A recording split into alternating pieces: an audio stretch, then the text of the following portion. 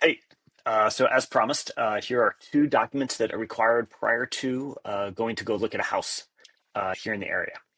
So our first document is the Realtor's Agency Disclosure Pamphlet. And what it says is that there are three types of agents. There's seller's agents that represent just the seller. There's buyer's agents that represent just buyers. And then there's disclosed limited agents who represent both sides of a transaction. So for you, I will either be a seller's agent, help you sell, a buyer's agent, help you buy, but I will never be a disclosed limited agent and try to do both sides of the same transaction. It's kind of like a lawyer being both a prosecutor and a defender. I don't feel like I can adequately have my fiduciary duty and represent both sides of the transaction and keep their interests above my interest if I'm representing two sides. So I'll be a buyer's agent or a seller's agent. Some realtors can do this. I won't. Okay. So this talks about the duties of a seller's agent, what I will do as a seller's agent. Talks about duties as a buyer's agent, what I will do if I'm your buyer's agent.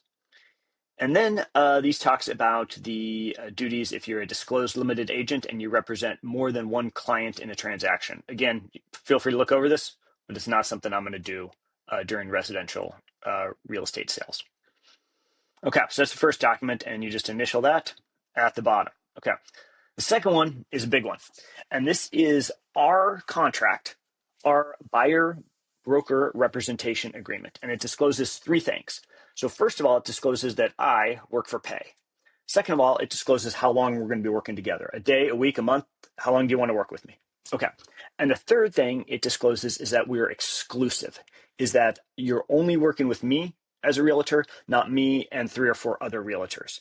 The reason we do that is it can get real confusing who gets paid for a transaction if you work with me and Jim and Sarah and Bob and Adri. Okay. So we'll go through this real quick. So we look at properties. I work in the Yamhill County and PDX metropolitan area. Okay. The length of our agreement.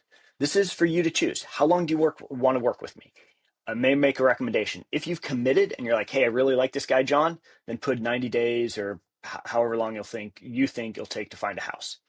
If you're still interviewing other agents and maybe you want to work with me for this weekend and then go work with somebody else before you commit, then just put 2 or 3 days on this. Okay.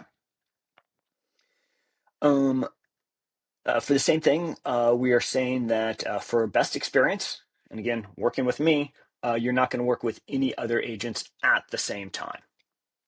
Okay, that you're working exclusively with me, not anybody else. If you want to work with somebody else, work with me for a short period of time, and then go interview some others to figure out who you want to work with to have you ultimately represent you.